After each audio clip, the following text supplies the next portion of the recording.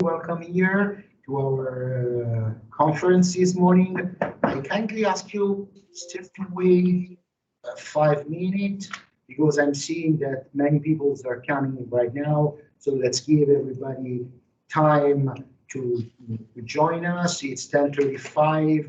We start at 10:40.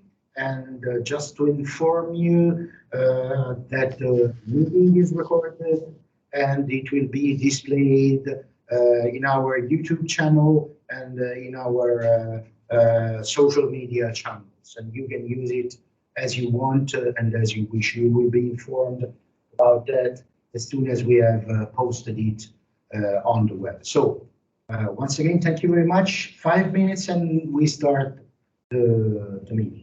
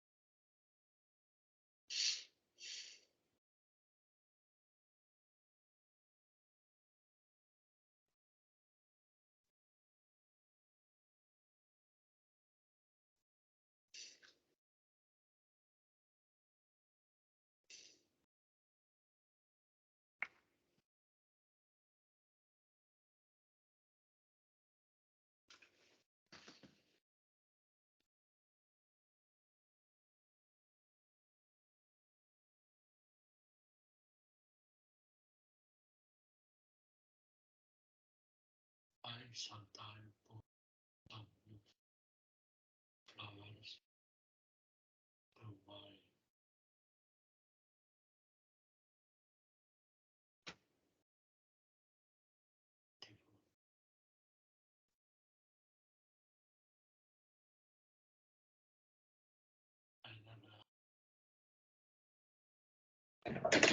So thank you very much for your patience. I introduced myself before. I remind you all, just for info, that we are recording it.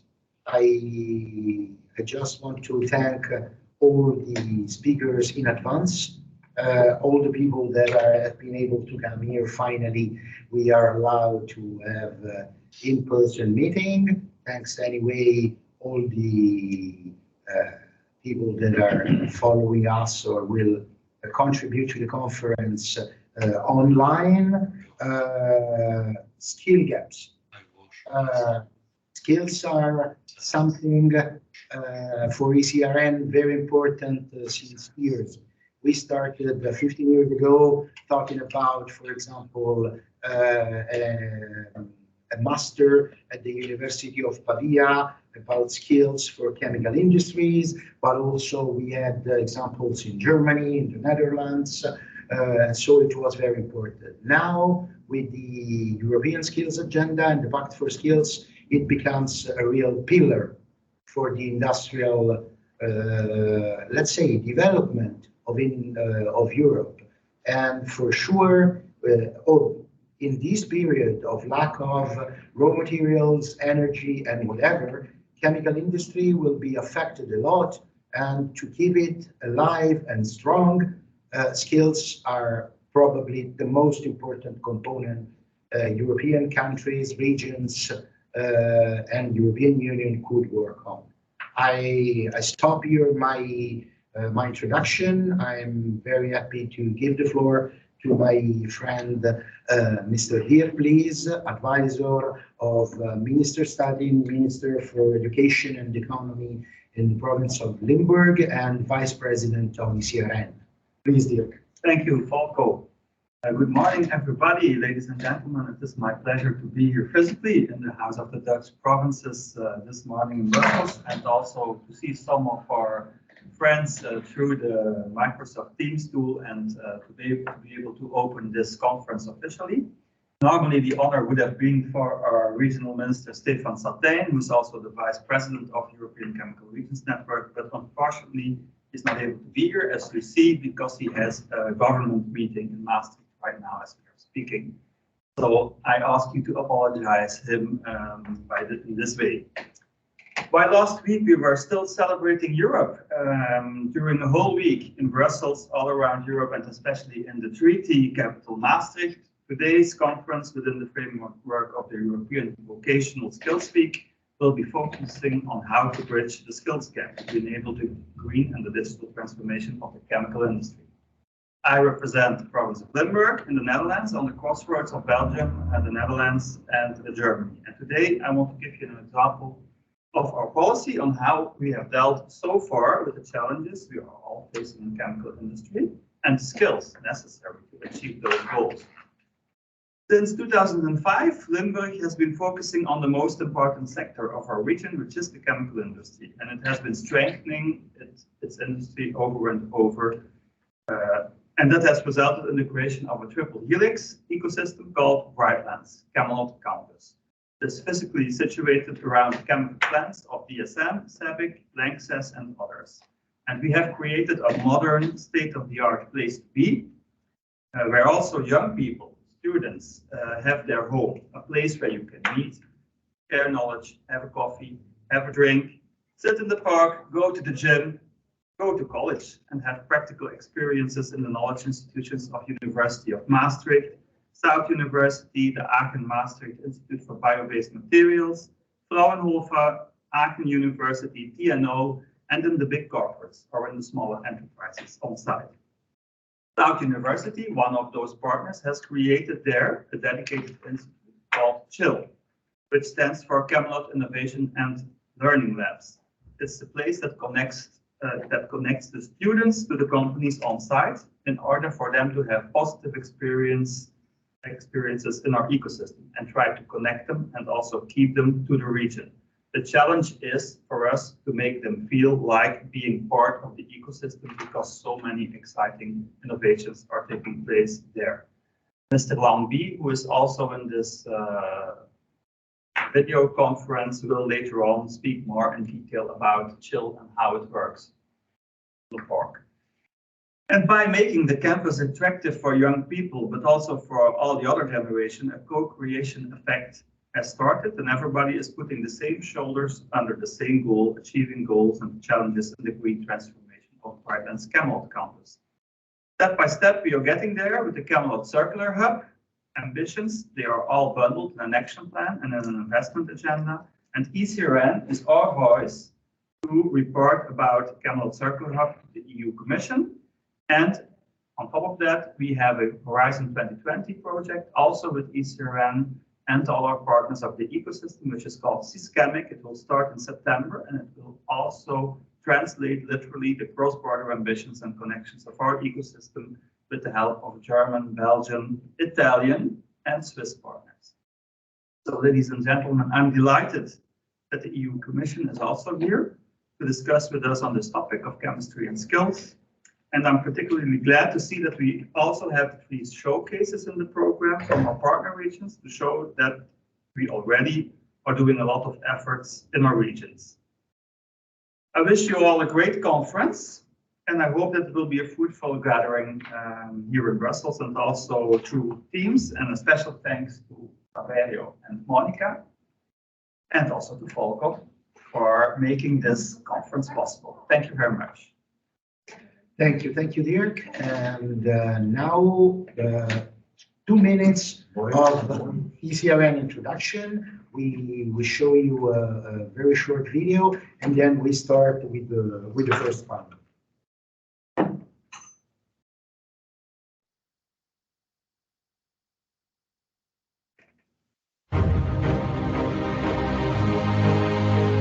The chemical industry plays a crucial role in enabling a carbon-neutral, resource-efficient, and circular society.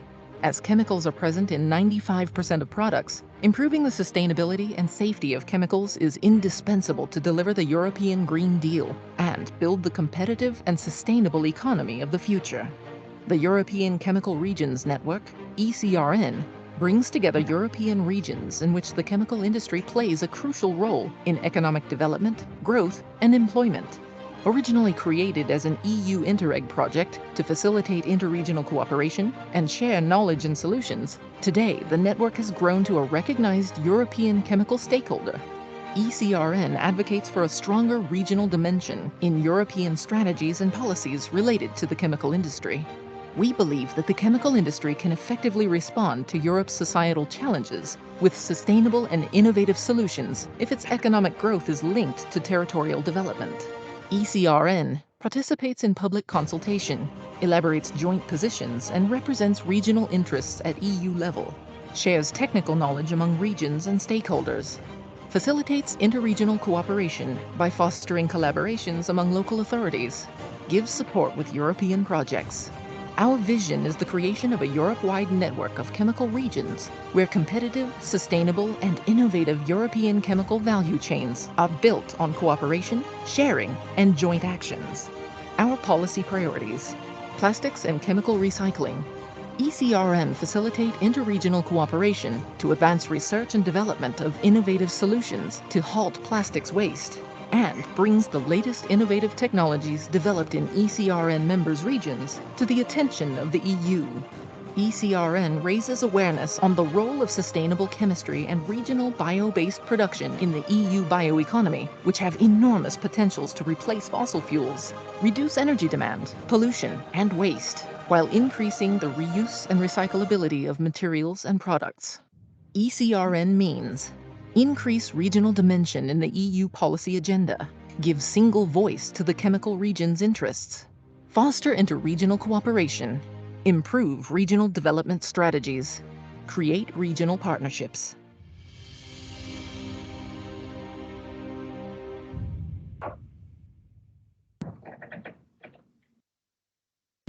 So now we can start our content part of the conference. And first of all, I would like to thank the European Commission for these European Vocational Skills Week 2022 and the fact that they allowed us to be official part of these very important event. I would also like to thank DG Employment, Social Affairs and Inclusion to be with us because we know that this is a very tough week. They have been called everywhere in Brussels and in Europe to take part at conferences. And so thank you very much to Mr. Fernandez.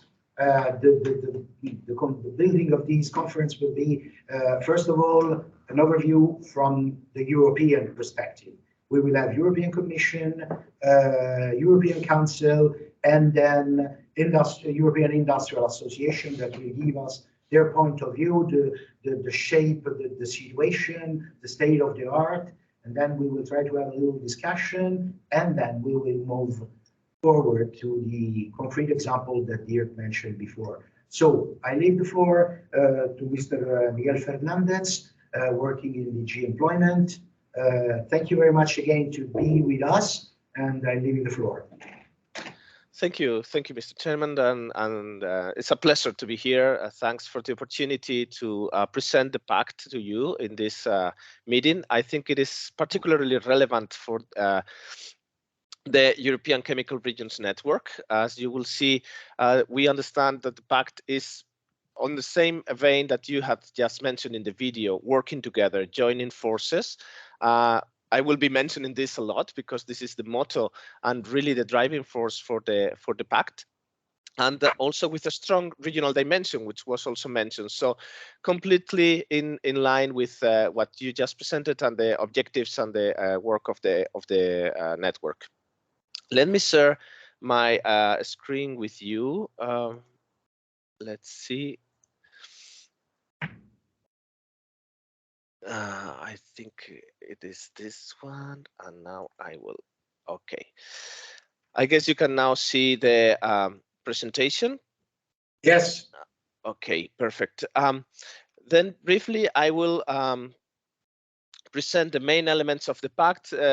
Please be understanding if I go a little bit fast because there's a lot of content of information that we would like to share with you, but I'm aware of the time, and if anything is not completely clear, then perhaps for the questions and answers we can elaborate. I can elaborate a little bit. I'm sure most of you are aware of the challenge that we are facing in terms of the need for increasing the investment in up and reskilling and increasing the impact that we have with skilling policies and actions. Around 3/4 of the companies in the EU report that they are having difficulties finding the people with the right skills for their businesses. We have still a large amount of adults with low skills, also with low digital skills. And this, when we are facing the twin transitions, the green and digital transitions that will come with renewed demands on the skills content of many of the current occupations. So we need really what we here call a revolution in skilling policies and in the skilling efforts. To help that, the Commission has proposed, and this has been endorsed and welcomed by all all relevant partners and the European Council last year in the Porto Social Summit, ambitious targets for 2030. And one of those is on the participation of adults on up and reskilling and training every year.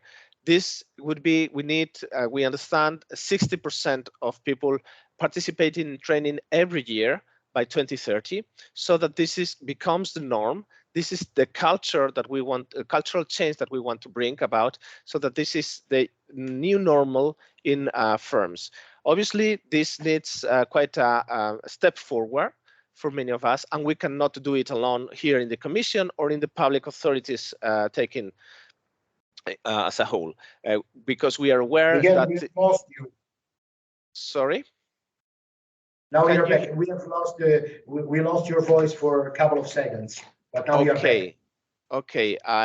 Then I was saying that our starting point is that skilling policies and actions are a shared endeavor. That it is not for any of the actors to do it alone, but on the contrary, we need to work together.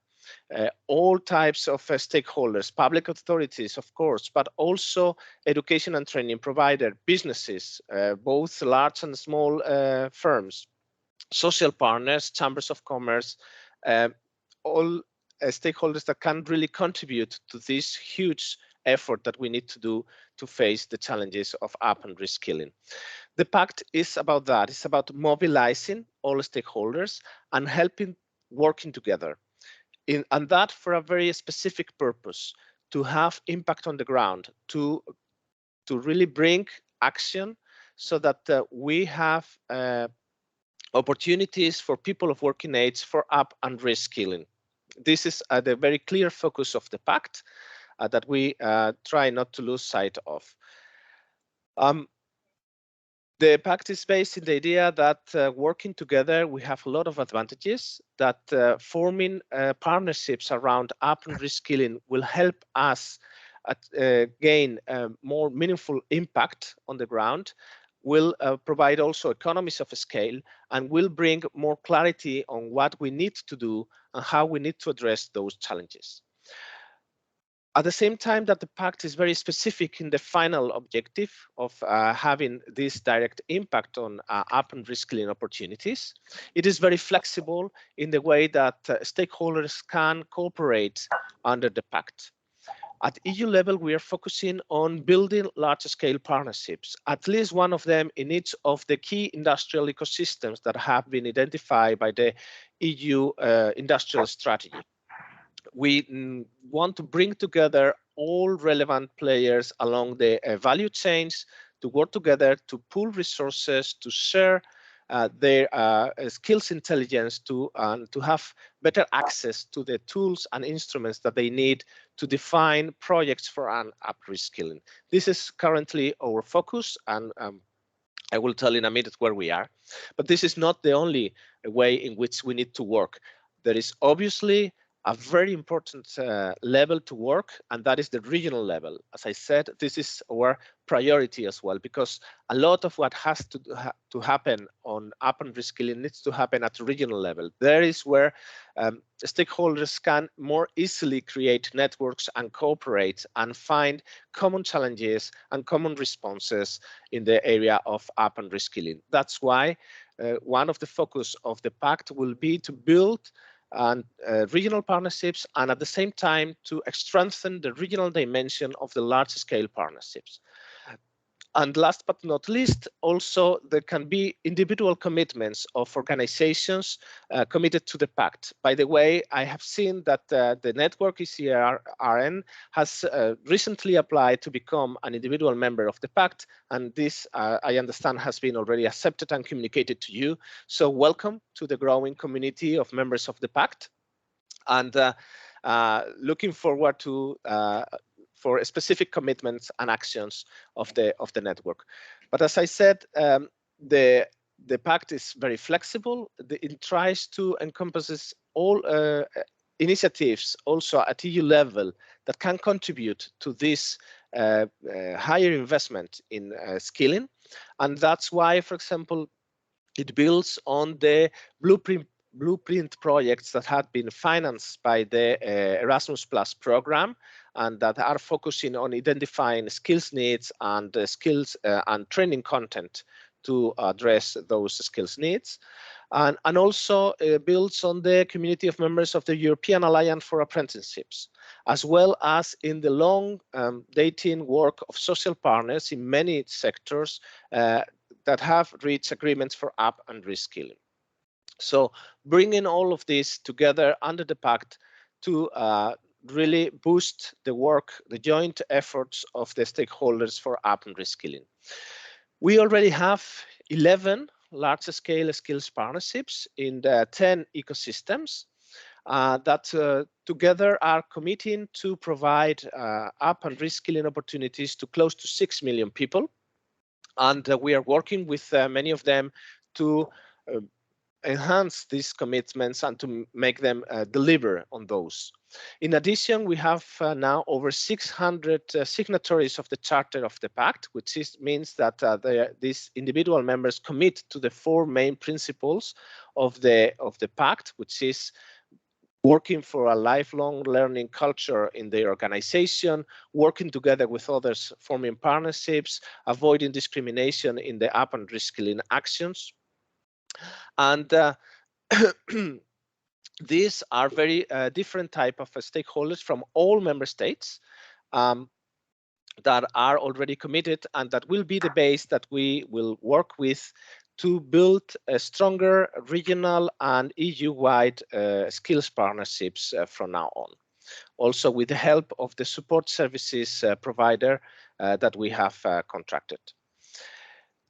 What can we expect from, or are we seeking from regional players? Well, regional authorities, as are in the network, can be central to strengthening the pact at that level.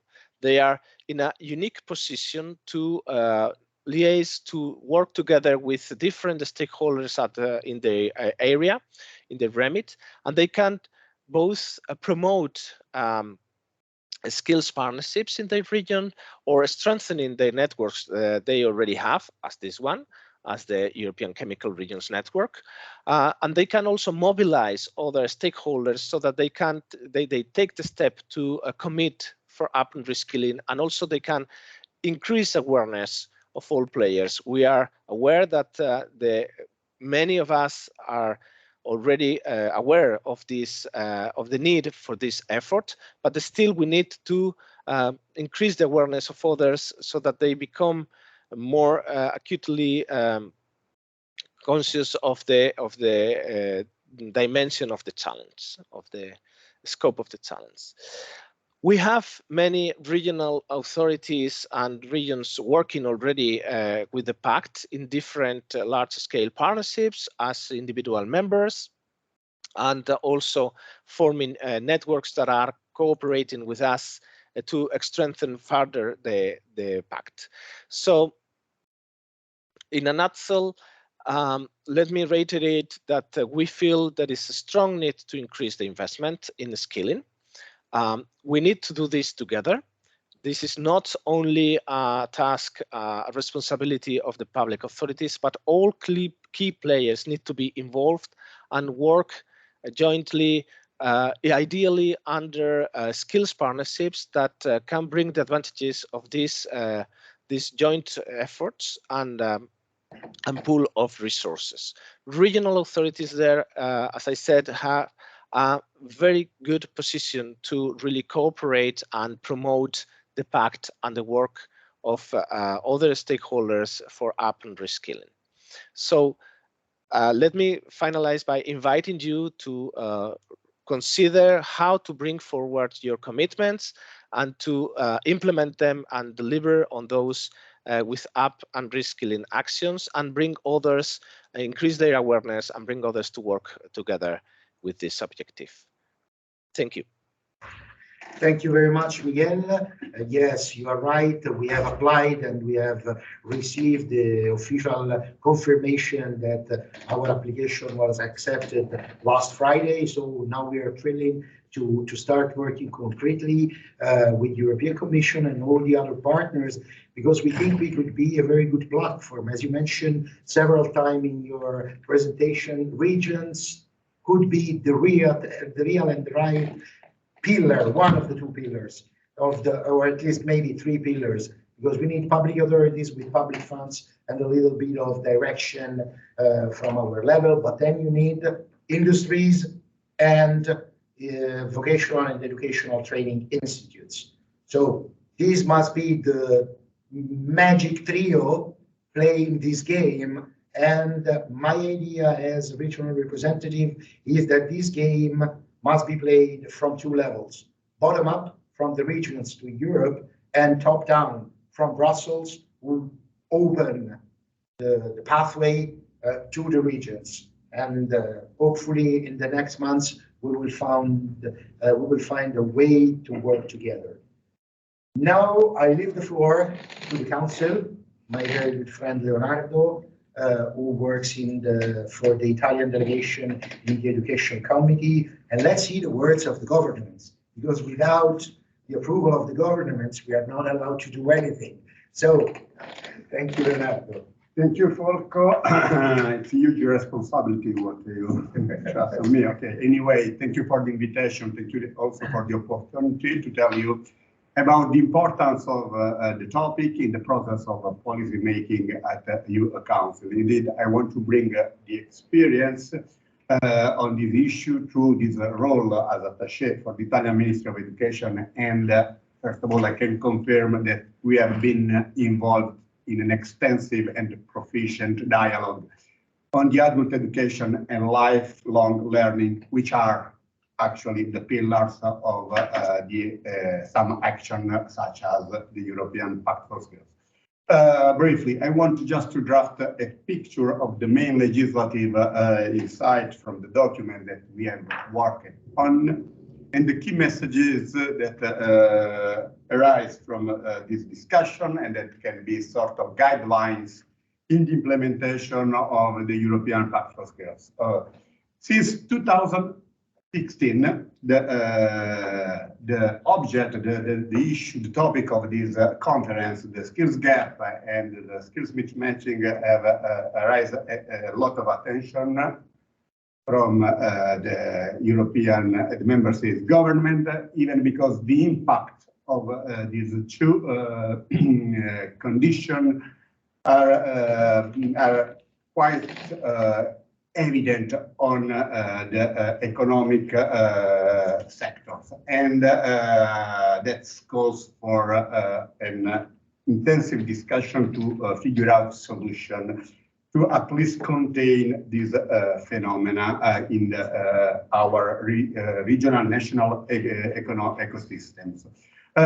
In 2016, we approved a council recommendation on upskilling pathway, new opportunities for adults. I want just to stress the starting point of this recommendation. I just read it. In today's societies, it's 2016. Everyone needs to have a wide set of skills, knowledge, and competencies, including digital competencies, in order to achieve what is our full potential, play an active role in civic and civic responsibilities. So the concept it is education as a whole. Even also in this recommendation, we define the dimension of adult education. The majority of adult learning is a non-formal nature, work-related and provided mainly, or in many cases, directly by the employers or by the individual themselves. Such learning often targets in 2016 employees who have already the highest level of skills and performing the most complex jobs, while for the rest of the employees, opportunity to access to training are often more limited. It's 2016, so just the highest level of employees who were involved in and were concerned by the adult education. But the fact that most learning is non-formal, that implies that often the short duration and the validation of this training is fundamental for the upskilling, reskilling of the workforce. Just to, let's say, from the point of view of the governance, the problem of adult education is that is fragmented in the offers between formal, non-formal, work-based education, and also it misses of coordination between the different education institutions. In terms of public funding, again, we had a lot of path to do, because public funding for adult learning is often included within a broader budget lines for education investment. For example, in the European social funds, we have it's the main financial instruments for the adult education. Adult education is first for people that are out of the job market and for people that are very low skilled. Now the need is to include all the workforce because they are strongly it's strongly recommended to involve them in this continuous learning. The recommendation in 2016 introduced a new framework for upskilling pathways on 3 steps: skills assessment, provision of tailored, flexible, and quality learning offer, and validation and recognition. If we come back to the presentation of my colleague Fernandez, you can easily match what we have designed in 2016 in the criteria of the impact of skill. Then the transition, 2020, you know, all of us know very well how the situation is completely changing. And the recovery from the COVID pandemic and the digital and green transition is the first political objective of this European Commission, have accelerated what? The way how we live, how we work, how we learn. And the need for people to be better equipped becomes priority at all. Strategy, very important. One of the major challenges facing the European business and enterprise from one side is, let's say, they are looking for skills that are not still available. And on the other side, the workers are facing unprecedented changes in how work is organized. Why? Because tasks, job profile, skills requirements are changing totally due to the digital and green transition. What was the next step? The shift of a mindset. So an active and effective culture of life learning is key point. It's very important that people can access quality and relevant education and training, upskilling and reskilling through their own lives. Life learning opportunity should be part of a long-term strategy of education and training institution to improve their capacity to be resilient, so to respond to the fast-changing needs of the society where we live. I'm a member of the Committee of Education, so I want to just, before to conclude, put the stress on the role of education, because even, and so we arrive in nowadays, because I'm just mentioned the Council recommended conclusion on European strategy for higher education institution, where the most important point is this one: education and training system have been called to become more flexible and find solution to deliver what? More learner-centered, accessible and inclusive learning. Why? Because they have to include all the kind of learners, not only the well-known learners and the range of the age typical of the education system. And non-formal providers, again, we come back to non-formal education, and the training are also addressing these needs by providing new innovative opportunities. I just mentioned 2 of the recommendations that we agree. Higher education institutions, so all the higher education, not just university, even all the higher vet, can play a role in life learning, in responding to the labor market transformation by opening to all types of learning and fostering their employability, including reskilling and upskilling. How to do this? In particular, developing entrepreneurship tracks, promoting apprenticeship, work-based experience, such as internship, apprenticeship, to carry out entrepreneurial projects during their study. Secondly, higher education should consider further developing in their infrastructure to adopt what? New pedagogical tools, provide flexible and short learning experience, and prepare learners to these big challenges of the job market. Who are the actors of this change management. Again, I come back to Fernandez's presentation. He showed a very interesting slide at the end when he mentioned that it's an ecosystem of actors that should act simultaneously and in a way to deliver and to reach the main goal of keep workforce with the right skills. I just list from the council point of view who are the actors, who are the responsible for this process: employer organization, employers, trade unions, chamber of industry, trade, national entities, education and training providers, again, intermediary and sectorial organizations, civil societies, local and regional actors, libraries, community service, and adult learners themselves are among the key stakeholders in this process. The next step in this conclusion, and also now we are working on conclusion on the recommendation for micro-credentials when we talk about innovation. What will be the point?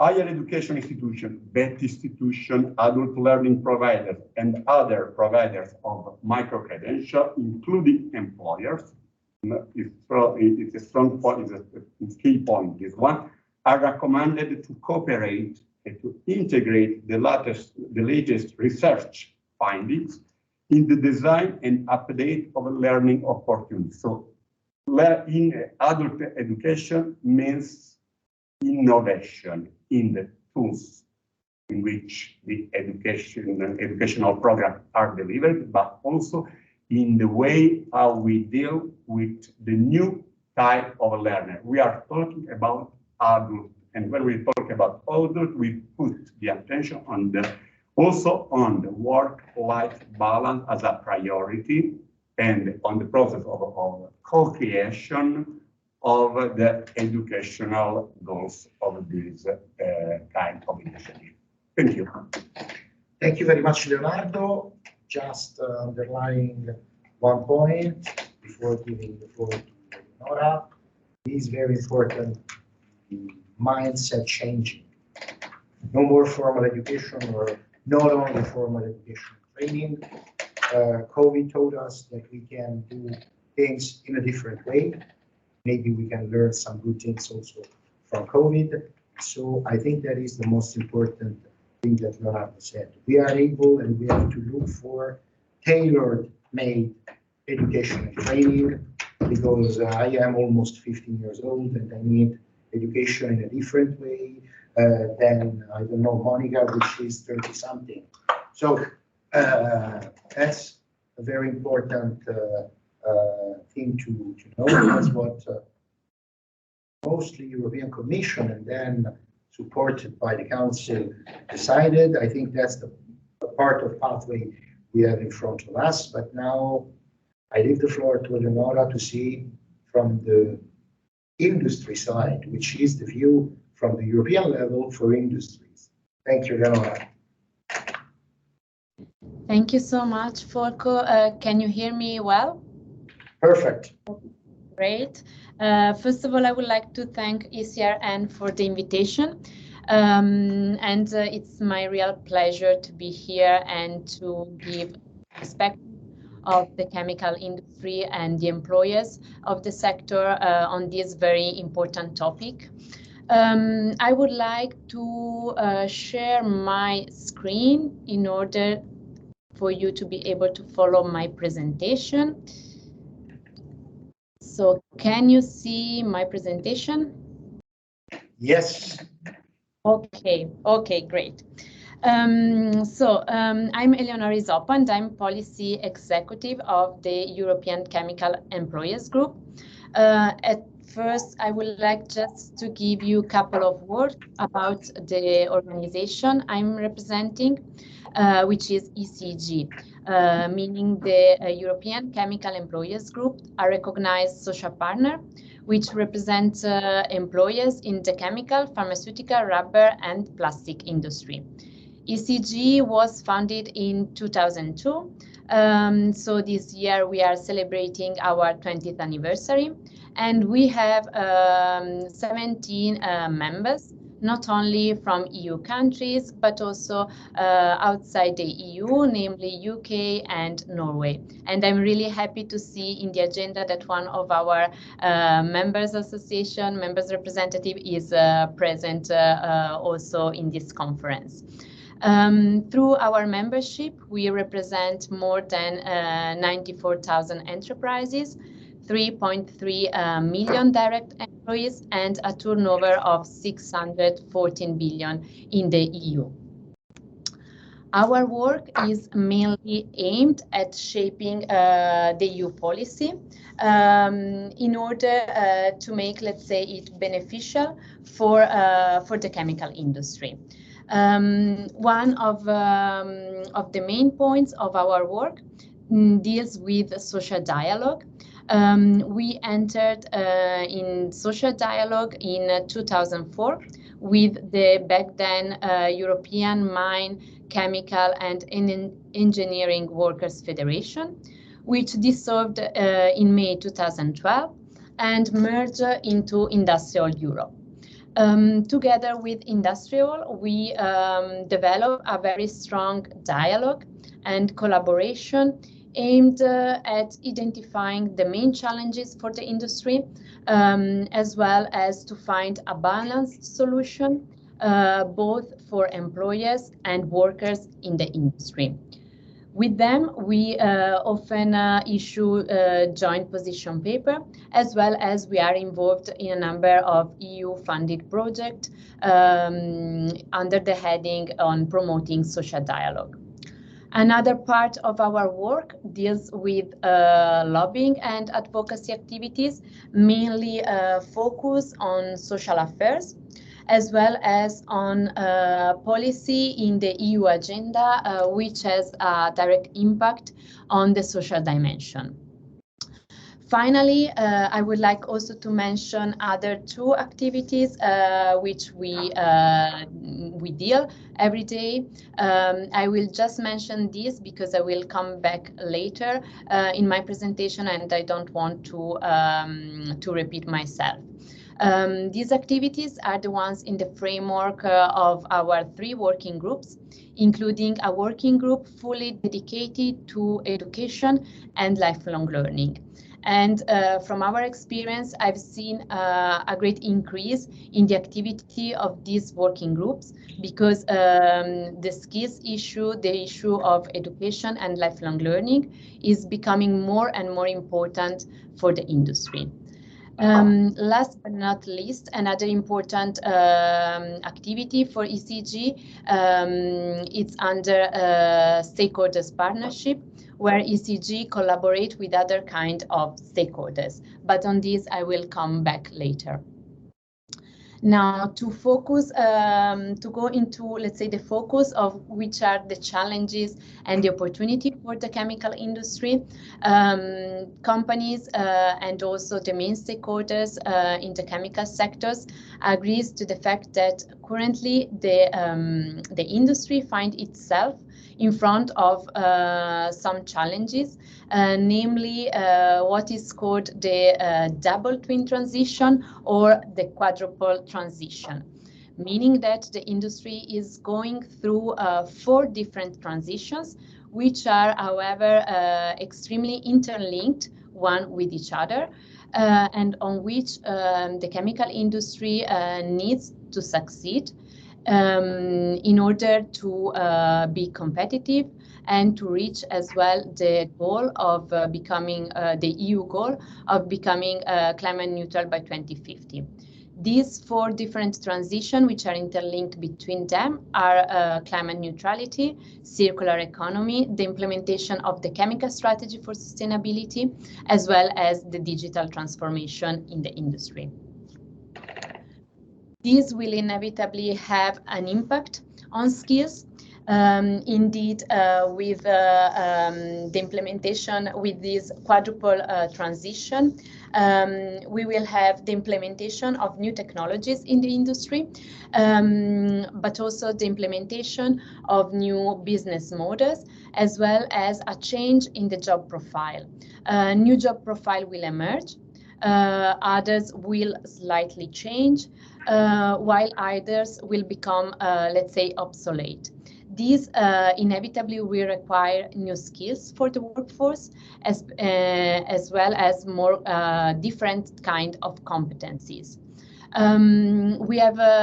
can say that what is expected for the industry is the need for more technical and engineering skills, as well as advanced digital skills. Moreover, we can expect an increased demand also for cross-cutting competencies, as well as soft skills, including problem solving and communication. Another challenge that the industry is facing is really to understand which are the skills needed in the future.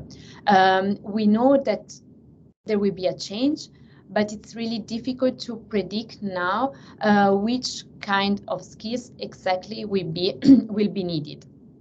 And therefore, it's difficult also to understand where stands the gap and the mismatches in terms of skills. In order to, let's say, respond to these challenges, industry representatives and ECG, more particularly, are very focused on some activities which are defined for us as kind of success factors in order for the industry to be able to succeed in the quadruple transition. These success factors will depend from the ability of the industry to increase the attractiveness of the sector, so to attract young people to work in the industry, as well as to retain the workforce which is already in the industry, to retain them and be able to upskill and reskill them in order to make them, let's say, flexible to the changes and to the transition. The modernization of teaching methods and training programs will be also a key element. And here, collaboration between institutions and employers and education providers is extremely important. And finally, the involvement of social partners and the promotion of social dialogue is something which is really key in order to succeed in this transition. Social partners indeed are key actors in order to understand which are the challenges, but also to respond timely and promptly to these challenges, giving a balanced solution and to successfully respond to the challenges the industry is facing. Last but not least, I would like to emphasize the importance of stakeholders partnership. As I said before, ECG in the latest year is involved in more and more stakeholders partnership, and I'm happy that in some of them we collaborate also with the ECRN on this. And this stakeholders partnership not only involve representative from the employers and the companies, but also workers representative, education providers, as well as representative from the institution, government representatives, and regional representatives. This is to highlight how much the importance is the collaboration between all the different stakeholders, and how much is important to have all stakeholders on board in order to find a common solution, common ground, ground and be able to overcome these challenges and succeed in the future. I would like just to mention one of these stakeholders partnership on which ECG is involved, which is the blueprint for sector cooperation on skills, which was mentioned also by the Commission. Indeed, we decided this year to apply for this the blueprint for sectoral cooperation on skills together with other 30 project partners. What we will aim with our proposal is to identify the gaps, but also to develop skills and training courses for all levels of education when it comes to digital and green skills. I would like just to end my presentation emphasizing what has been already done and has been already said, meaning that joint forces and the work together is extremely important in order to successfully overcome the challenges and make an opportunities out of these challenges.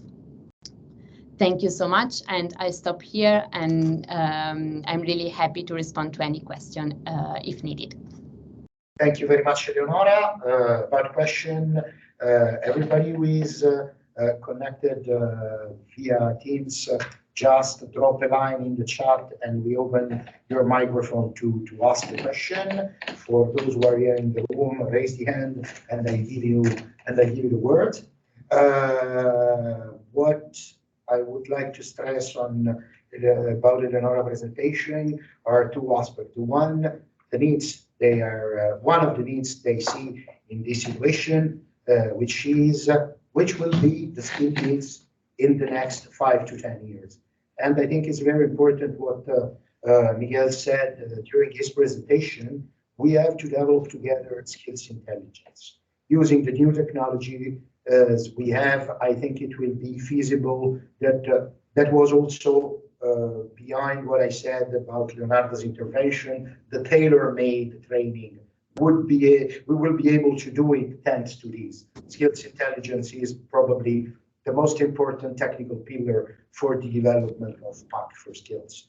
And another important thing that I saw in your intervention is that industry is coming back to look at the workers like a real asset. That is very important. That is the other changing of mindset. We can come back at the very visionary entrepreneurs back in the early 20th centuries who built up cities around their industries, who built up schools to give the workers a good life, a better life, to give their family. There was a work-life balance at the beginning of 1900, and now we are coming back to that after a year that maybe it was not so important that the entire life of the workers. From the Leonardo presentation, I saw it's coming something very important. But before giving the floor to someone who wants to ask something, I would like to say just a couple of things. The first one is directly linked to these. I think Commission, after many, many years of focusing for the development of Europe only on research and innovation and research, which has been very important, now changed a little bit its view, and now is what I call the humanism 4.0. Human being at the center of all policies. Person as the real brick for the development of Europe, for the development of industries, for our well-being and welfare. Starting from the well-being of the single person could build up a very new society, richer and brighter, let's say, and that is very important. The second thing is, don't ask using the words of someone very much more important than me, don't ask the Europe or your state what they can do for you. Ask what you can do for them. I did a very easy math while we were talking, while I was hearing you, and if I'm not wrong, only from European money, meaning recovery and resilience funds, structural funds, and direct fundings on training and education for the next 7 years, there will be something about 86 billion, which seems to be a huge amount of money.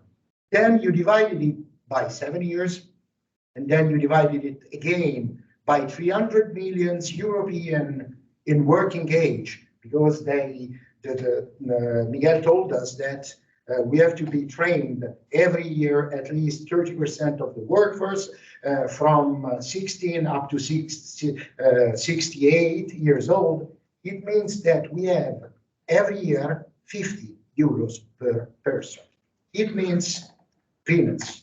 So, but it's very important, is the factor C of microeconomy, is the multiplier effect that it could have. But we need the real involvement of industries, of everybody, of all the actors that Eleonora mentioned. We have to work together to make it real. Now, sorry, if I keep on talking, I can bother you for hours. So, is there any question from the audience here or from the anybody? No questions in the okay, chat. No question on the chat. Is any of you? No. So I start ice breaking and ask a question to Miguel. One of the most important thing now for changing this approach is how to certificate the training. Because now, for example, I know the Italian example, you need 2, 3, 4 different steps at regional, state level, whatever, to have your training certified and recognized, and then for the industry to accomplish the national or the European laws, and for the employee to, let's say, put it on his CV. I was thinking about blockchain to make it easier, to make it faster, but how the Commission, how the Commission look at this problem, and if you are still trying to think about any solution or pathway on that.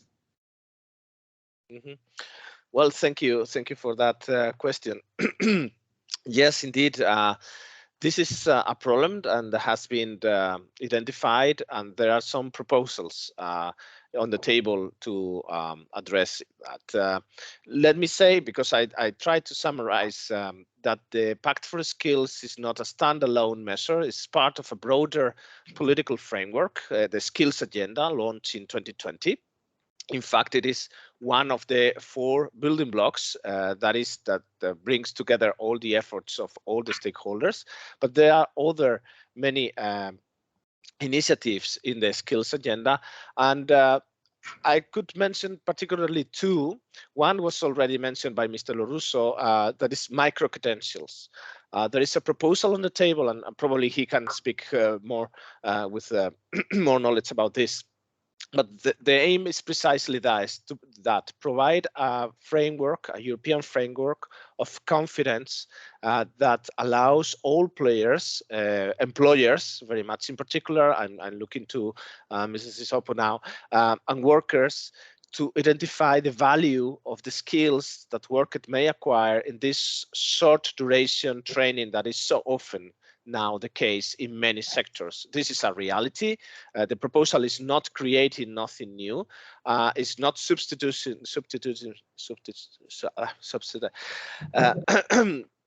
tries not to displace any existing framework at the national level, but rather to complement them, to strengthen them, and to create that framework of confidence that allows us to use these micro-credentials. This may be instrumental in helping workers to signal the value of the skills they have acquired through these short duration trainings. And the other initiative is the individual learning accounts. There has been a proposal for a recommendation, for a council recommendation that the Commission launched in December and is now about to be adopted if everything goes fine. They are in the final steps.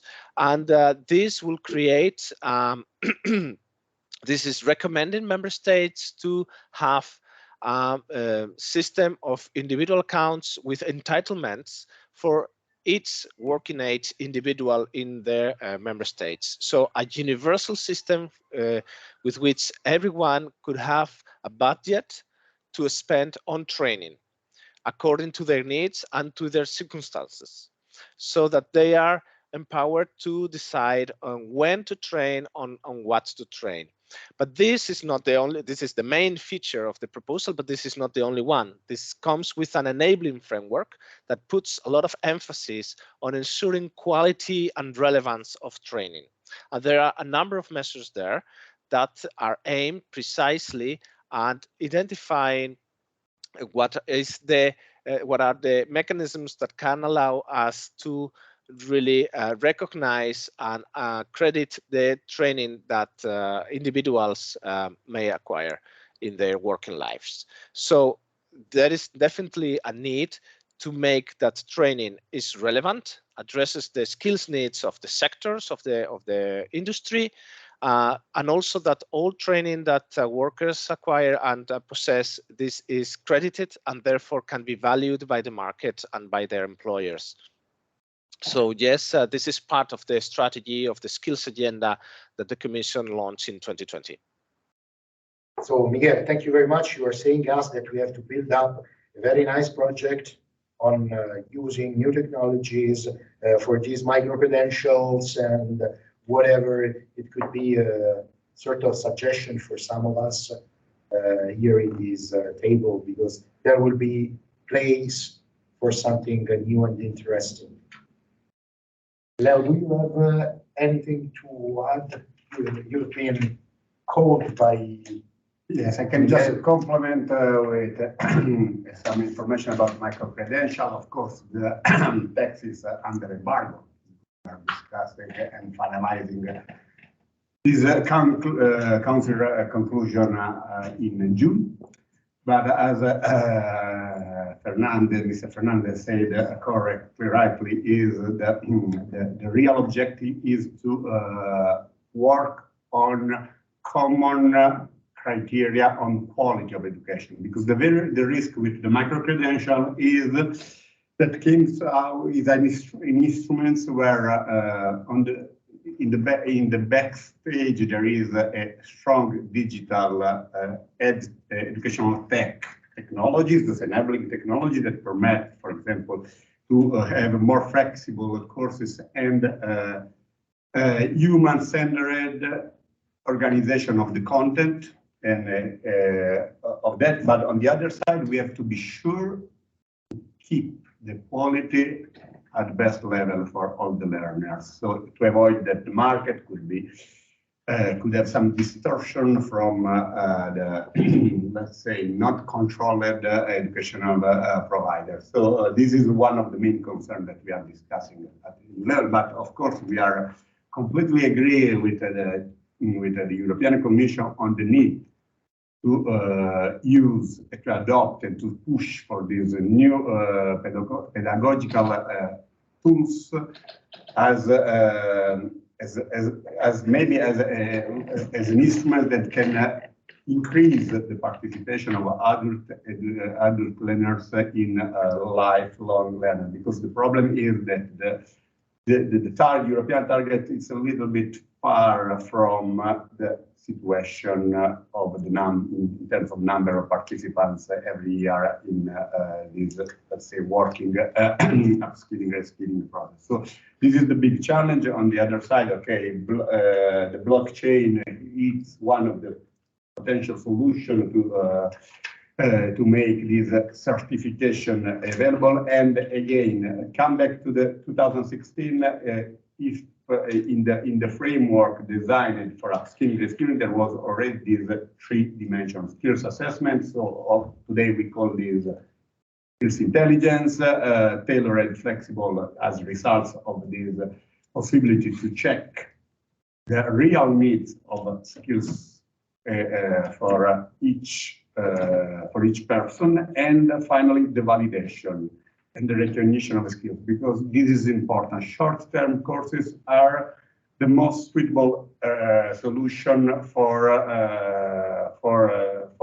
people that could be involved in every year training and upskilling process. So it's a way really to reach the goal of a work-life balance and to be the workers more involved in the process of co-creation of their own education path. Thank you very much, Leo. Still no question? Okay, or we are really, really clear and perfect, or everybody is sleeping, I don't know. I prefer to think about the first. Eleonora, you mentioned the project on Erasmus Plus. We are very proud to be part of this project Can you give us some info, because I know you are the person managing all these difficult partnership of 30s. Yes, absolutely. I will give you a, let's say, general overview, because we are still in the process of the application. And this application is indeed my headache, my daily headache. But I'm really happy to be engaged in this activity. So we are planning to apply together with other 30s partners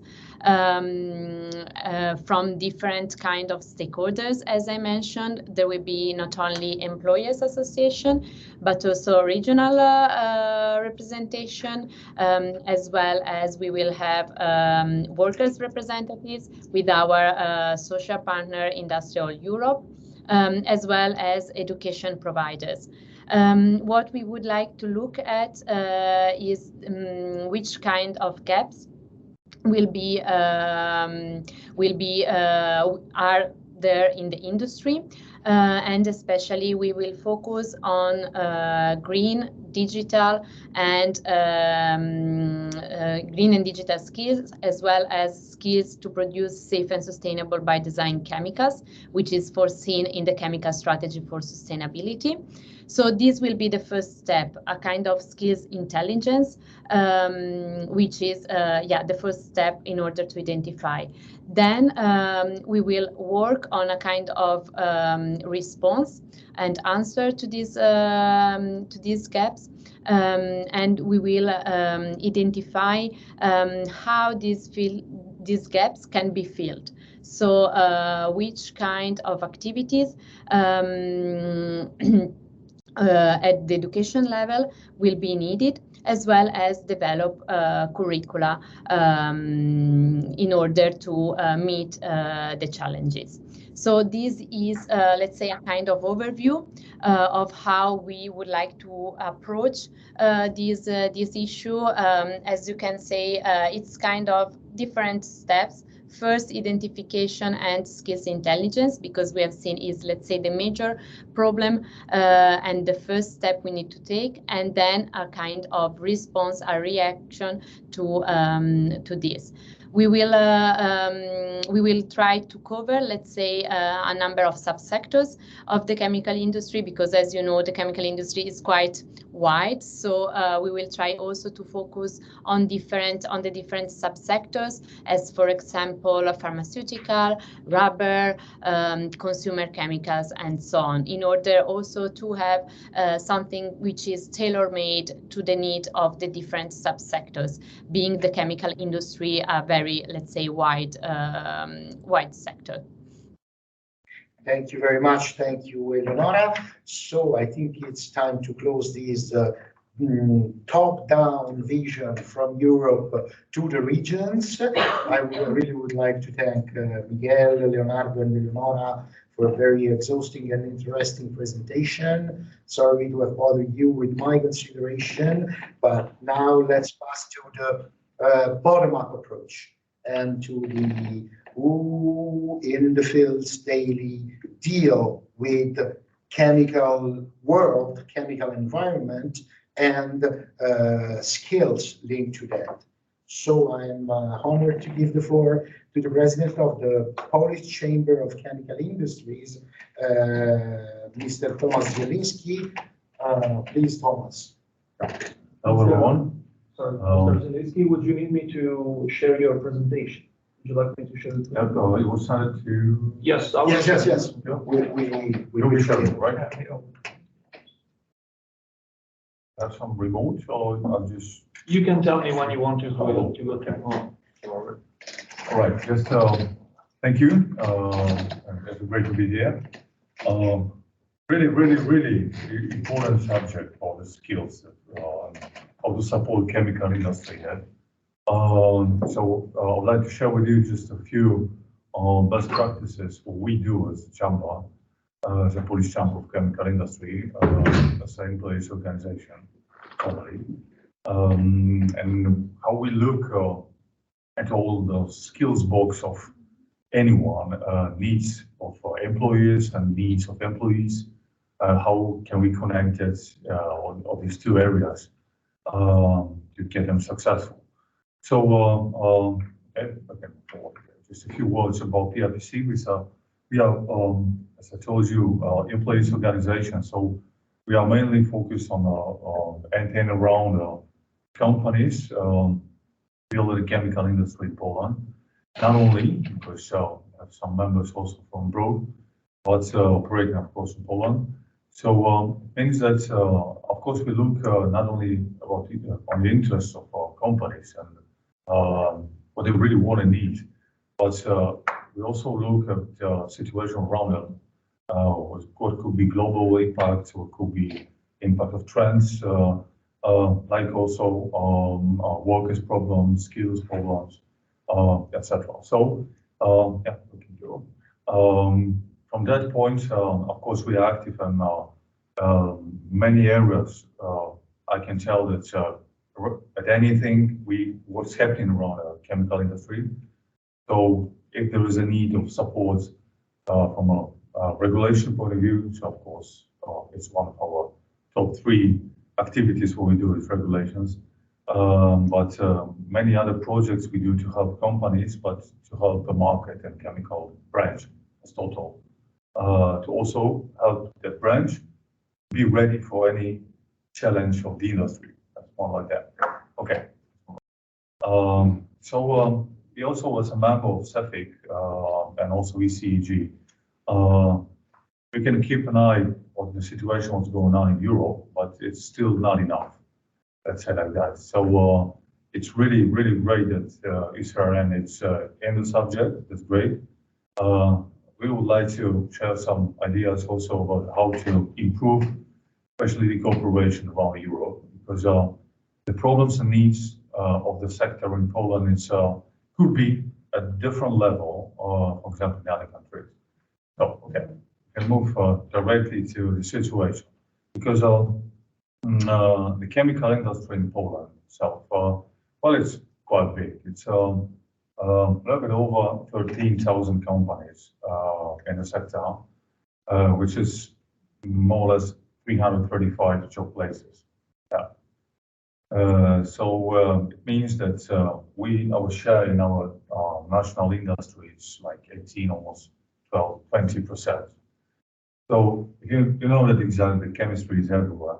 So it means also that not only just 18% of the share in the industry, it's just that, but because of that, the chemistry is everywhere. So any input of the sector to the other sectors of economy and other sectors of in the economy with the influence to the chemistry, well, is significant for the whole development of the country.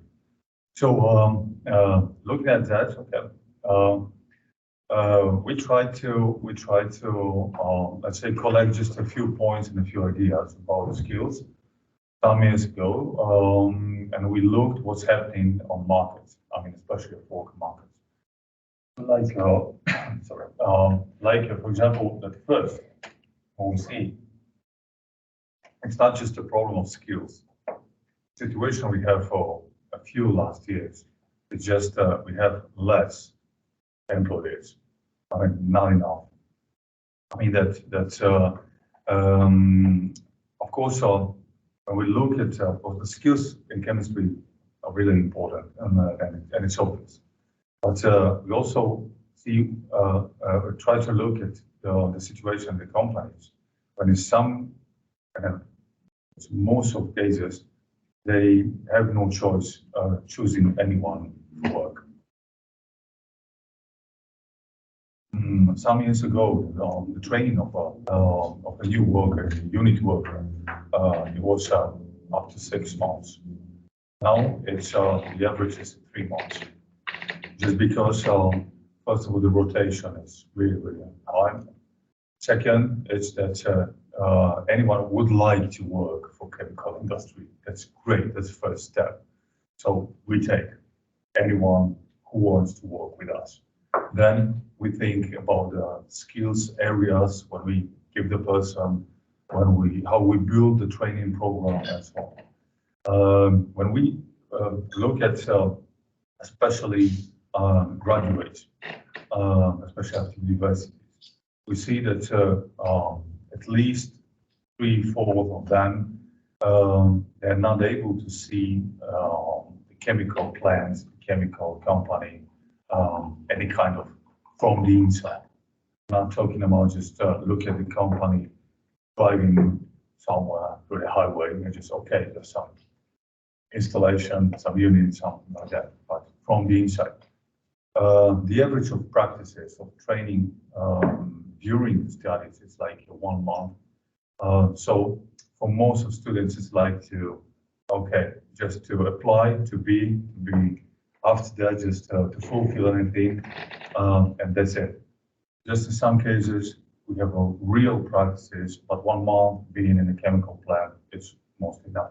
Okay, so we can move on. That's why we organized special activities promoting chemical industry, and we thought that maybe it would be much better to improve skills from that point. I mean, to go into the areas, to the societies, universities, for example, with some projects, with some ideas, presenting chemical industry and offering something good.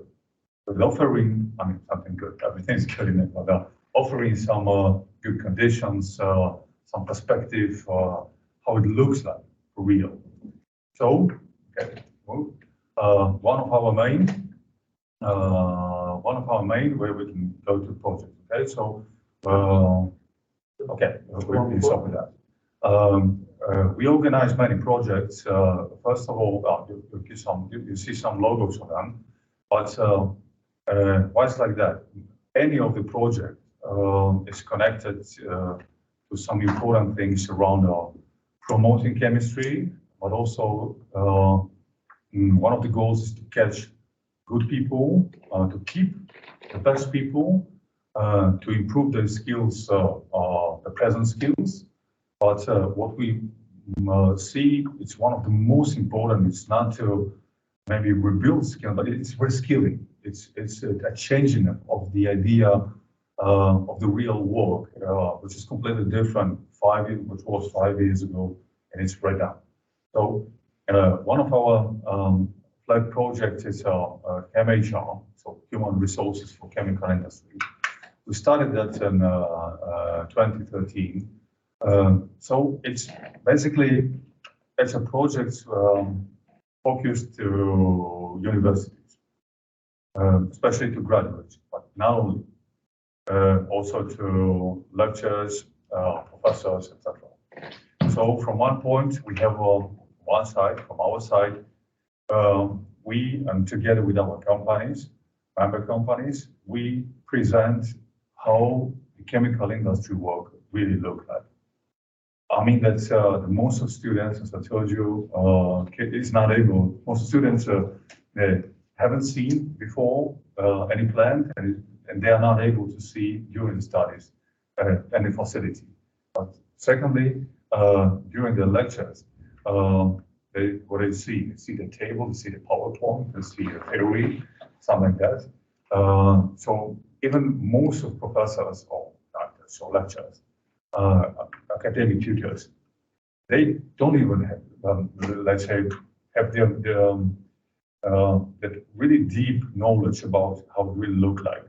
So our special, we call them industrial seminars, are focused to that, to give them a chance to see what kind of skills we would like to have, what chemical industry work really means.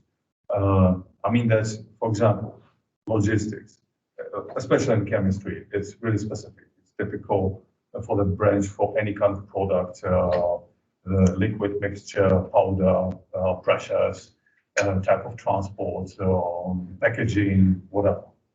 So for students, it's a kind of a brief from a point and perspectives of the companies.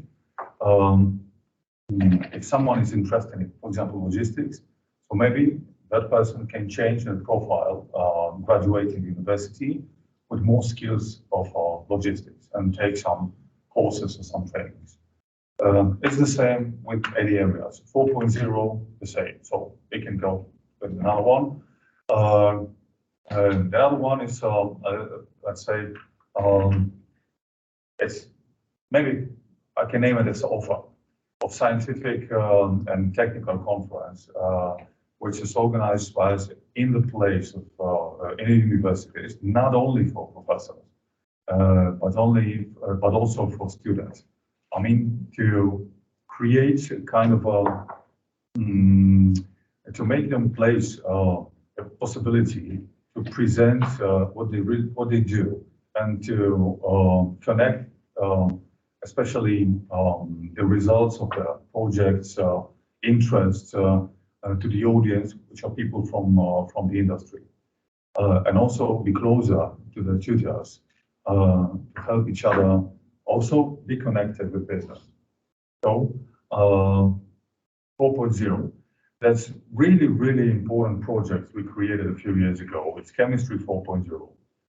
It's one in Poland project dedicated to 4.0, anything, tools, or anything around Industry 4.0, of course.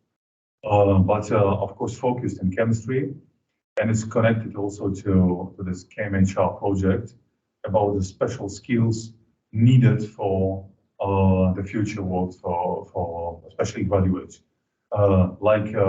Okay, previously a typical unit worker, he was just an operator. Now he needs to be ready with big data, with some analysis of data, etc., etc. So really developing projects, especially presenting possibilities, not only to be in a lab, but also sometimes being with a PC, which is now something, let's say, like everyday work. Okay, okay, we can move forward. So another one connected to the previous, that's a safe chemistry program. Anything around safety, also promoting and preparing people, but also, and especially present workers, about a lot of things around what we really need from the safe point of view. And safety, like not only work, but also process safety, cybersecurity, anything was connected to safety. So it's also connected to 4.0. It's connected to all the digitalization of processes, and organizing projects. We can go on organizing projects. We also try to, let's say, really dig inside of the wants and needs of potential employers and present employers. They can share the experience, like Project Safe Chemistry. They can share maybe maybe not experience also, but also best practices. They can exchange some, let's say, experience in, let's say, getting people to work. And what can I say? Just going to the end, that first of all, what we see summarizing, let's say, the improvement of skills in chemistry is like that. First of all, we need to protect people who really like to work for chemical industry. That's first. Situation even in Poland is a little bit different in other countries, because in some areas of chemical industry, even 1/3 of workers, which were Ukrainians, they left to Ukraine to fight.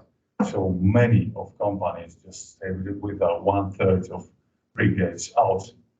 And that's a problem. It's not easy to get anyone to chemistry. Second is that the market rechanged completely, like that. It's we need to build a special offer for potential employees, employees, to make people really interested in being in the chemical industry. From one side, we see the big black PR still around the industry, not only chemistry, but around all industry. That's we know all the goals we have, green goals, etc., etc. So never mind what kind of really huge work we do to improve ourselves, like input to societies, ecology, etc., etc. So, and the end of it, we still need to get and build a great offer. So when we talk to companies, we said, okay, first get people, then we create training programs. We offer them what kind of, or choose some skills what they have, and then we offer them a place in the company. It's not happening everywhere, but we see that big change in the market last especially 3 years. So yeah, that's one. And second, it's really to keep people be interested in stay, not only to come in, but also to stay in chemistry. So digitalization can help us, because we see that first of all, people are much more familiar with all the equipment, apparatus, digitalized, of course. So for most of them, it's much easier to work. For the operator of some line in plastics processing, it's much easier to work these days than 10 years or 20 years ago. So it's also much more interesting work for them when they really know what's going on in the chemistry. It's not so polluting. Well, it's really familiar. So yeah, it's a big work. It's a big job just in front of chemical companies to rechange also the perspective and the offer what we can have in front of them. Thank you very much, Thomas. Very interesting, because you showed us how let me call it, the real world lives and start working on things before politics, real politics. But then European Commission, regions got the points, and we are trying to give a framework, which would be a common frame to work together, because as you mentioned, the scenario is changing. It's different from before COVID. Now it's, and once again change. You mentioned the problem of Ukrainian workers that left industries. We have to deal with that. So if we have a common frame at European level, you could even come to Italy or Spain or wherever to pick up workers. And once again, workers become assets. Well, yes, but even more than 3 years ago, we expected from new workers flexibility, to be open for and ready for teamwork, ready for really close cooperation, be flexible in activities we can give them. But first of all, the first point was multi-skilled. But now it's for anyone. It's much easier to be an influencer, a YouTuber, or whoever else, than be for the real hard work and to rechange perspective. So that's why I told you that's a training of one person At a lower level in the hierarchy of the company, it's up to 3 months because companies had to shorten that just because they need to keep the person. And we see that how many of them, after 3 months of training, just living and looking for some better, much easier work, like Uber driver, right? So, okay, it's no responsibility there. So that's what you mentioned, network. Yeah, that's great because that's what we see having our problems regionally. I mean, in small areas where the companies are located, that's one. But big areas, big regions, foreign regions, international level, and a cooperation in that between not only regions but also with companies. Sure. Not only cooperation. Okay, I have one left. Who would like to take one person? I need 3 more. So it's not only like that, but it's the cooperation should be at the level of problems. I mean, the exchange of the best practice, what you do, what you did to make your company really interesting for the company, not because of salary, but maybe something else, maybe some good training, what kind of ideas you have, or etc. Right? All the studies show that salary is just the very first tool to make an employee is happy. If he has the right salary, then he needs something more different, as you mentioned. So that is important, and I think this path we have started with the Pact for Skills and the New Skills Agenda is linked to these. And you give me, let's say, the way to introduce the next speaker, Cristina Piccinelli. She works for New Technology and of Life Foundation. Is an Italian vocational educational training institution. And maybe you will be able to tell us what you just mentioned from the industry side, because you are the one who are training the workers. And so how do you see this evolution and this moment? Thank you, Cristina. It will be a pleasure. Thank you so much for inviting us and sharing what is our experience. Sorry if I move back down to our daily activities, the very top level approach that we have till now. And so let's start with a very traditional approach. Guys, we are short in time, so make your own work. And we prepare the presentation. Let's read it on your own. I want to drive your attention to this slide. That is, to me, one of the most important and I would say most critical slide we need to live day by day. This is a quite old-fashioned slide. You look at pencil, you look at rubbers, you can see also a paper notebook. But my nephew's not taking notes on a paper notebook. She's not using a pen. She's using an electronic pen. So double click if you want to cancel, one click if you want to write. What the problem is that our guys are still oriented in a digital way. Teachers are not. How can we cope with this situation? Actually, we and in Bergamo or the ITI schools that we are living, we want really to develop a new approach in reaching our guys.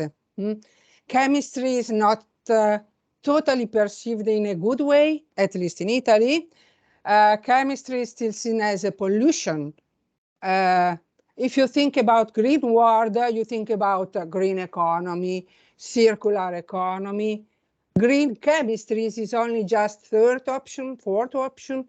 So we still need to work on this changing in approach toward chemistry. At least in Italy, at least the companies coming, knocking on our doors, they are looking at very trained people, skilled people, but hand skilled people. So I'm sure I'm pretty sure that if we ask our nephew, please peel a potato, please plant a flower, they are not able to do that. And that's exactly what our companies are claiming with us. Young generation are not able to work in practice.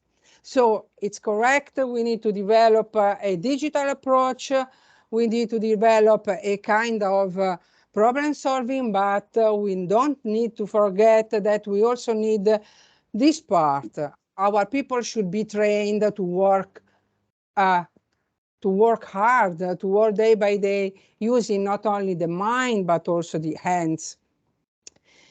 At least in Italy, we are asked to go toward the hyper specialization, meaning that at a very young level, they teach you, they have a very holistic approach. So they teach you history, geography, they teach you how big is our world, how many countries we have.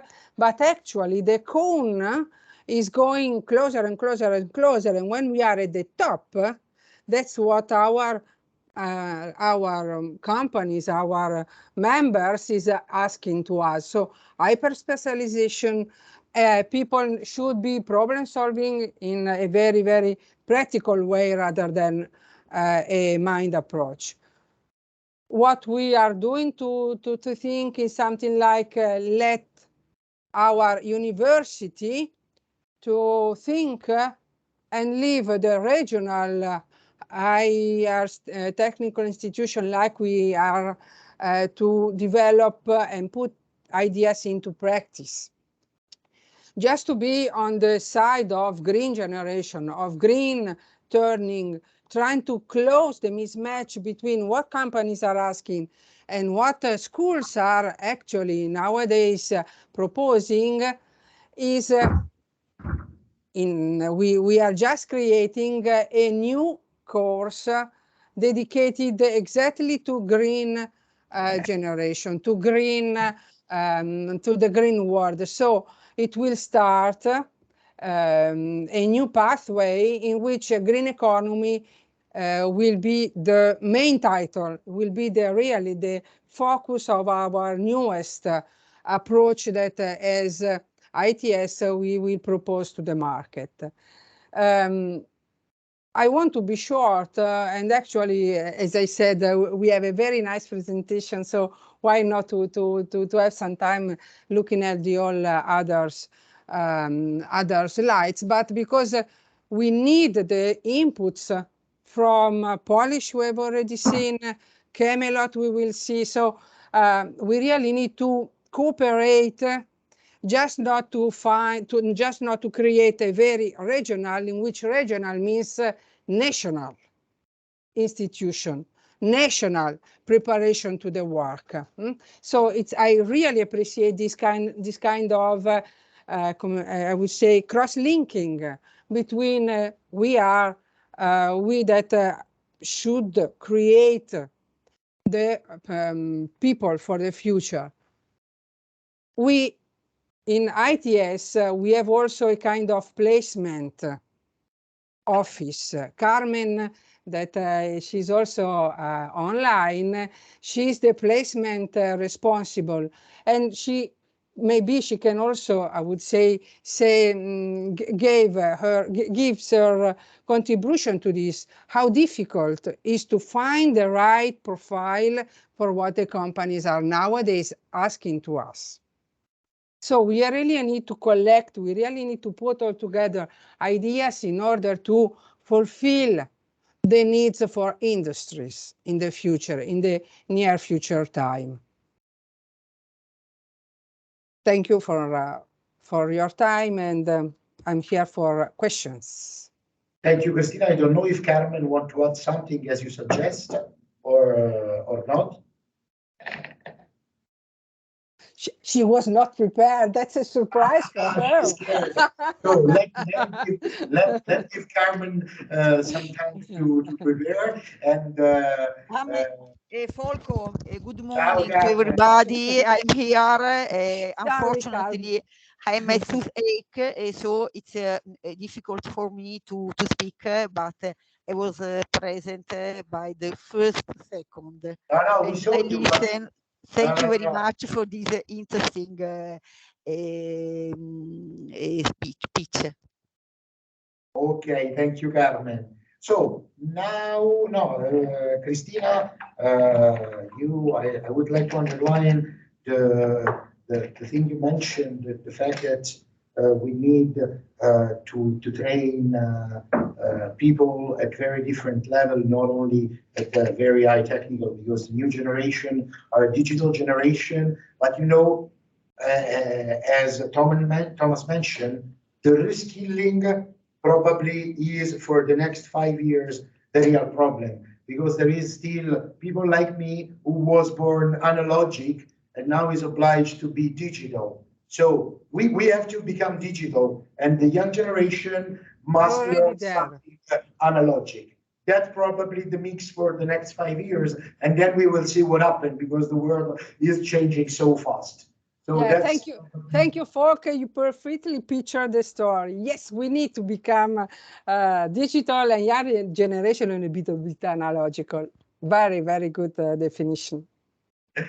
Thank you. So let's pass to the probably one of the most innovative center in Europe, the Camelot Lab, Ron Lambi, which will introduce us what Dirk just mentioned at the very beginning.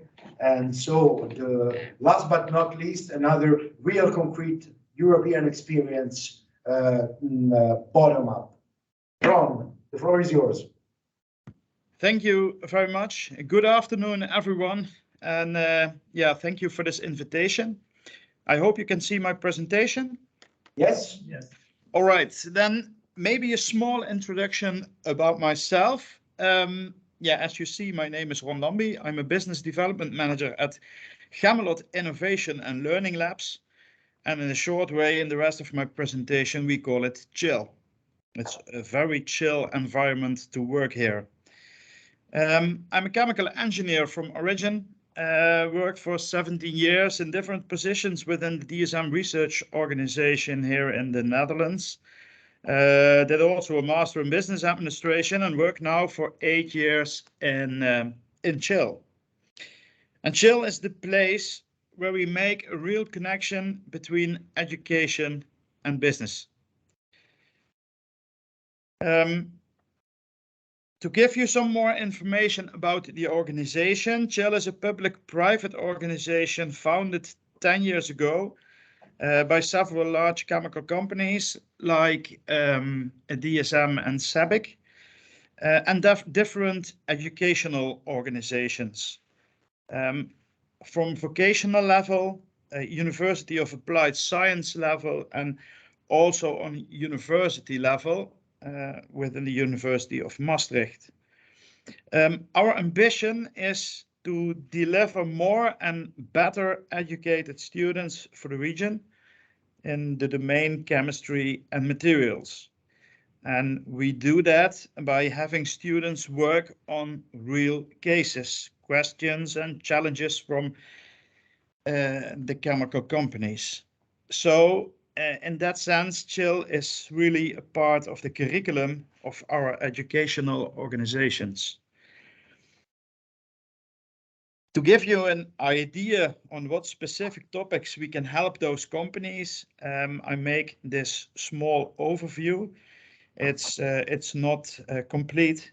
I don't want to go into details, but it's just to give you an example how broad the domain of chemistry is.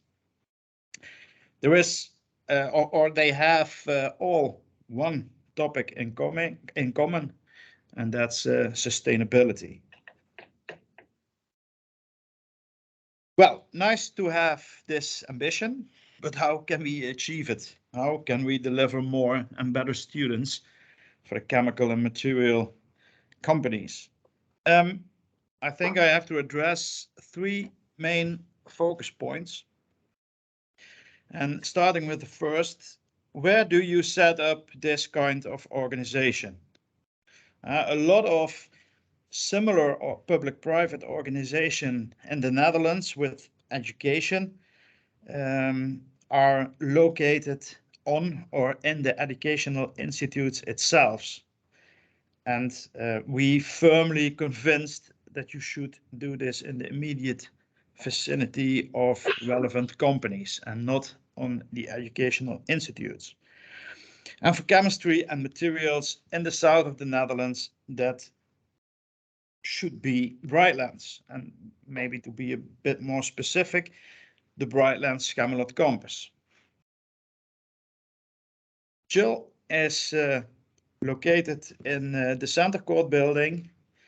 It's a brand new building in the heart of the Camelot campus, where all the innovative institutions are situated.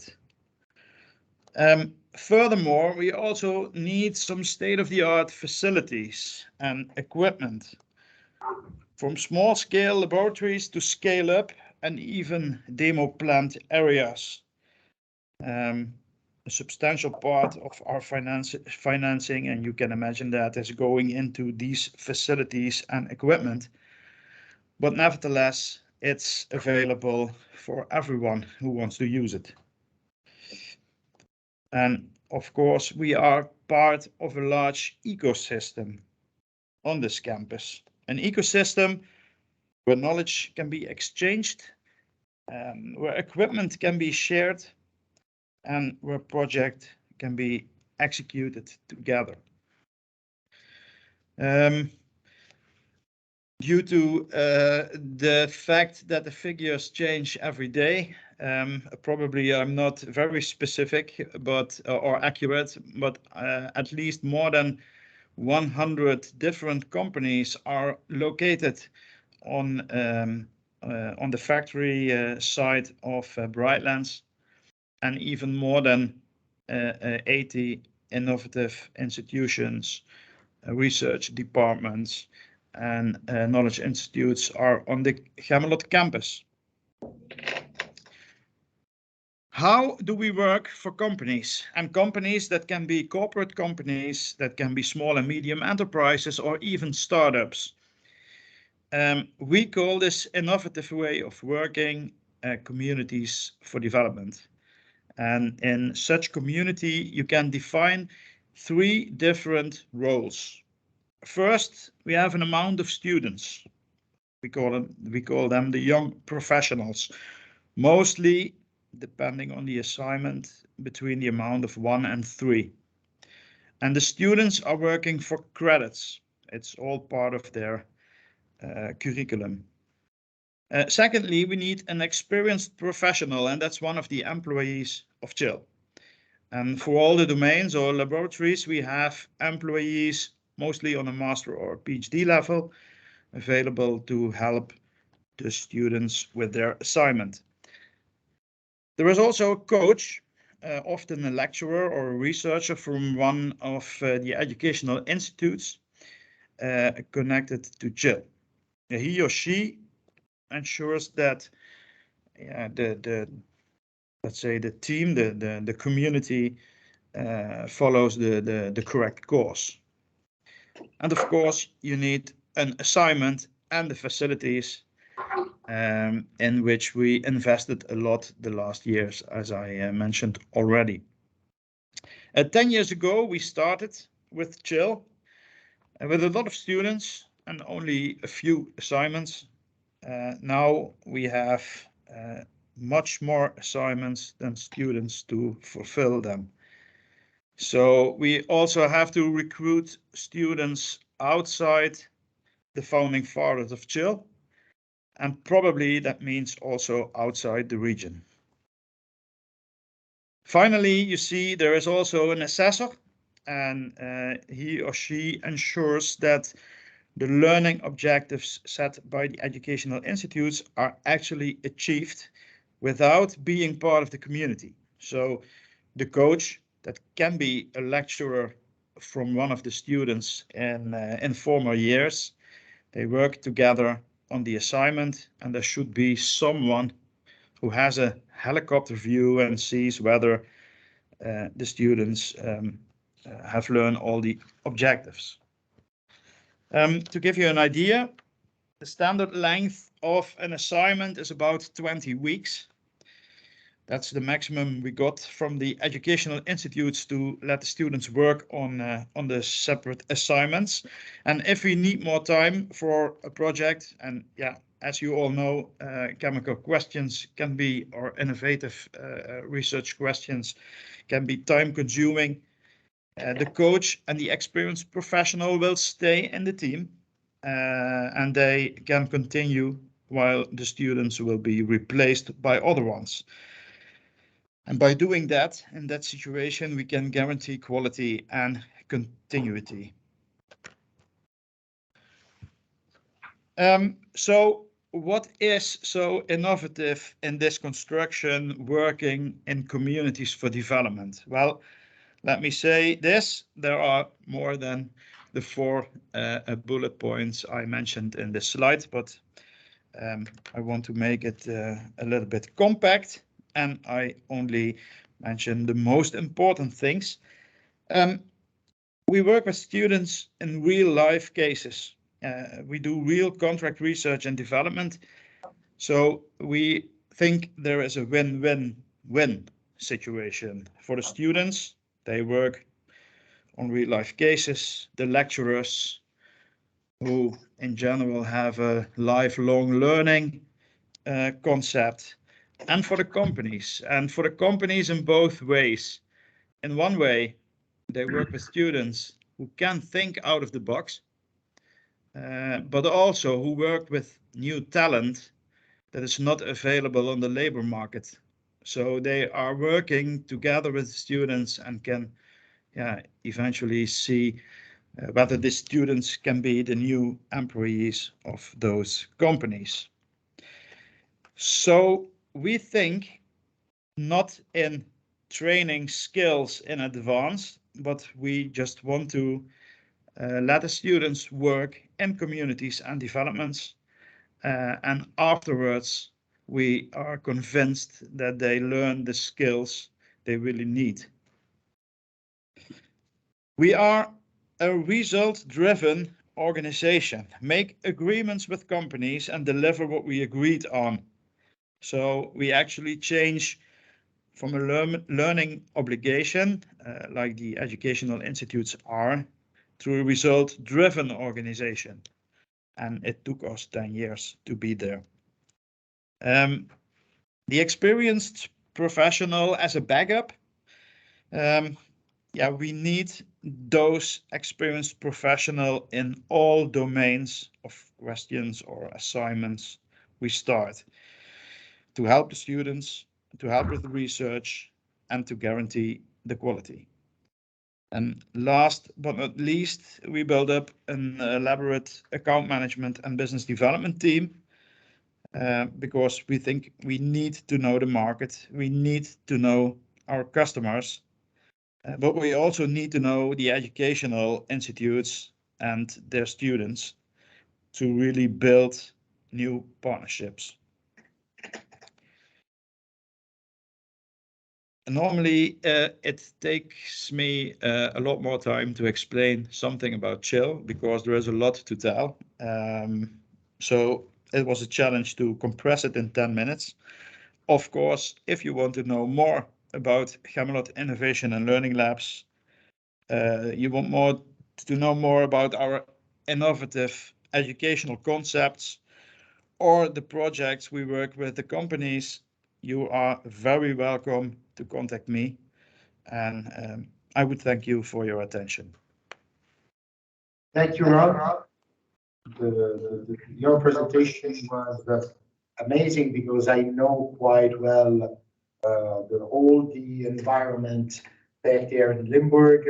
We work together since years, and so you're right. It was amazing to compress everything in 10 minutes. It's very interesting because you have been the first mentioning entrepreneurs to teach, to train, and I think in general what hit me from your 3 presentation is that Thomas at the beginning was talking about engineers, high technical level. Then Christina talk about workers. You talk about entrepreneurs. I guess the goal of Pact for Skills is put all these three components together, and you mentioned something like that at the end of your presentation, to make a common way in which from the entrepreneurs to the youngest worker who have just arrived in the work field have the same idea, have the same behavior, and want to reach the same goal. That could give European industries a very high added value to fight against the lack of raw materials, as we mentioned in the beginning, the lack of energy, the lack of the high cost of our labor. Because fortunately, luckily, we have health system, we have a pension system. We are quite well defended as European workers. So it's very interesting for me. I don't know if there is any question for our speakers. No, I have one question for you, Ron, just very quick, so I leave everybody because for part of us it's quite lunchtime now. I talk about recognition before with Miguel, formal recognition of trainings, certification, and whatever. Which is the situation in the Netherlands? I mean, you are recognized as a training institution. You have the stamps of the state ministry, or how it works back there. Yeah, that's a good question. But the educational part still lays at our educational institutes. But we are a formal a COE, it's called. It's a Center of Excellence. That's a combination between University of Applied Science and Business. And we are also, and there is no, I think there is no translation in English. It's a Center of, let I do it myself, a Center of Craftsmanship. That should be the translation in English. And that's the combination between education on a vocational level and industry. So that are formal titles that are, we are those COEs and CIFs. But still, the qualification of for the students lays at the educational institutes. So in that case, we are part of the curriculum of Zuidhogeschool, the University of Applied Science, but also a part of the vocational institutes and the University of Maastricht. So I hope that will be explained a little bit your question. Thank you very much. Thank you. You're welcome. A question for you. In your second or third slide, you mentioned that you are also point of reference for 5 or 6 Eastern European countries. Yeah. How does it work? Because it's interesting in general and for ECRN in particular. First, it's under CEPIC. In CEPIC, it's a construction, let's say, like AFAM. It's a cooperation between all chemical organizations in Europe. And inside of that, we have a national association board. We have let's say 4 clusters.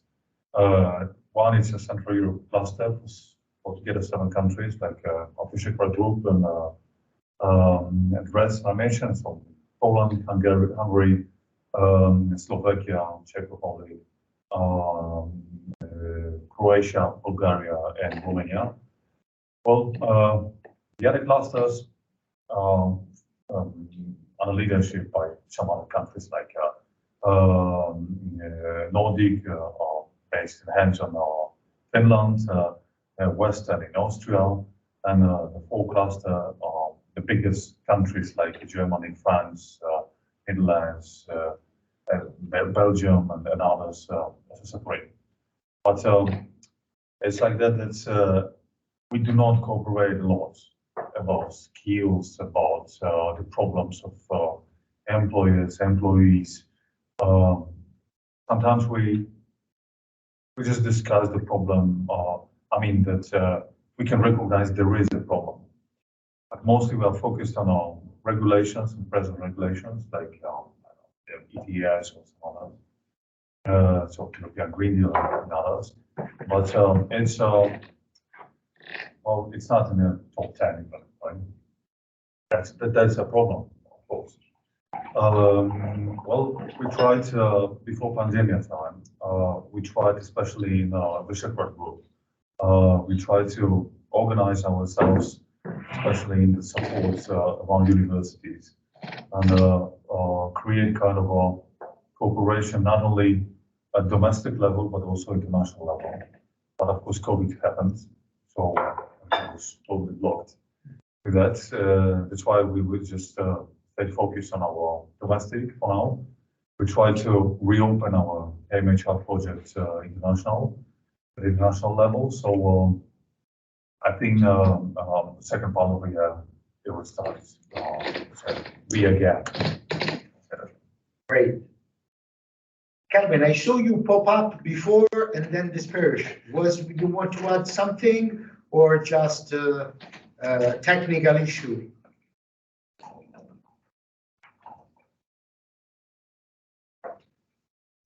It seems it was a second. So I'm going to close.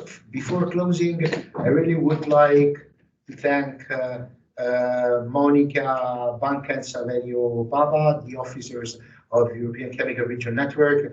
Without their hard work, it wouldn't have been possible to have these, I guess, very interesting and fruitful conference, because I think we discovered and we spread, let's say, around Europe, some concrete example of important blocks of Pact for Skills still existing in European countries. And we know now, or we know better now, that European Commission and European Council and regions, as Dirk said, are ready to help the actors, the concrete actors on the fields to work together, because what I got from today is cooperation, cooperation, cooperation. We need to cooperate not only among different countries, but different actors also need someone who make the direction, the management, the supervision, put them together and allow them to work in an easily way. So hopefully we will win the project on the blueprint, which would be a very good starting point for this collaboration. Syschemic project for sure is something existing, and it will be another pillar for this collaboration. And so this is the end for me. I thank you very much. It has been a real pleasure, and feel free to contact ECRN for anything you need. We want to be the voice here in Brussels, not only of the chemical regions strictly institutionally, but also all the actors in the region can rely on our presence here in Brussels. If you don't want to miss any update from the network, please subscribe to our newsletter, and you will also receive a follow-up email with all the details and the minutes and the registration and the recording of the event. So, yeah. Thank you very much. Thank you. Many thanks.